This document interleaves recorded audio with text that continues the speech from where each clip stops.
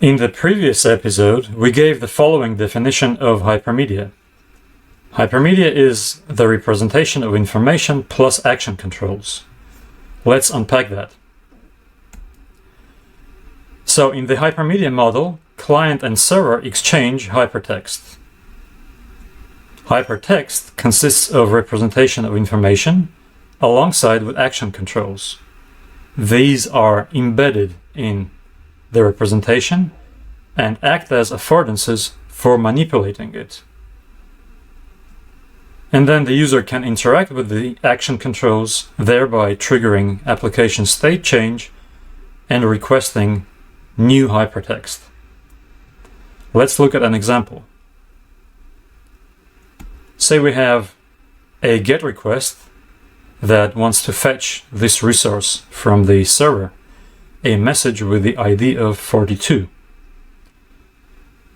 The markup that the server might send our way as a response could look something like this. So we can see there are two levels of headings here. And then there is a unordered list with the class of details. This looks like message metadata, the address it was sent from, the date it was sent, and then the status. And here is another list of actions. The first one being replying to the message.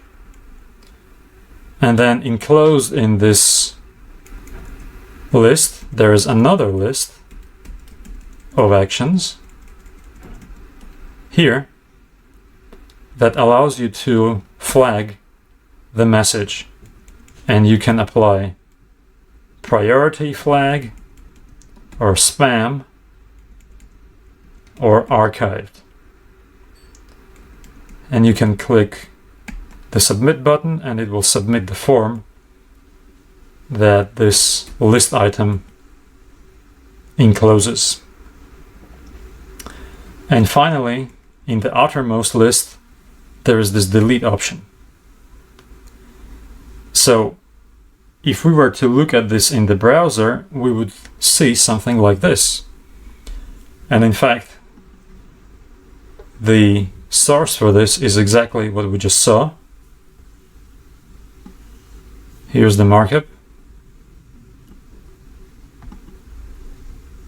So the way the user found this page was either by visiting this URL directly, or the user clicked a link on a previous page. This one, for example. Well, 42 is not on the list, but this is just a clickable prototype that allows us to see or to view any message. And then this page, in turn, was returned when the user clicked this. So we're just clicking along here, message with the ID of 1. On this page, we can reply to the message, and when we fill out the details and click submit, we'd be taken back to the message we just came from. So this is hypermedia. Every response includes the actions necessary to take the next step. This is the concept known as HATEOAS, hypermedia as the engine of application state. And according to a very good definition, RESTful web applications are user-operated, self-describing state machines. And this is the source of the quotation, a great article on a REST workflow. So let's revisit our simple definition of hypermedia and extend it a little bit. First of all, there's recursion involved. Hypermedia provides the controls to manipulate hypermedia. So to summarize, we can say that hypermedia are addressable information resources that can be navigated in non-linear ways by the user clicking the link,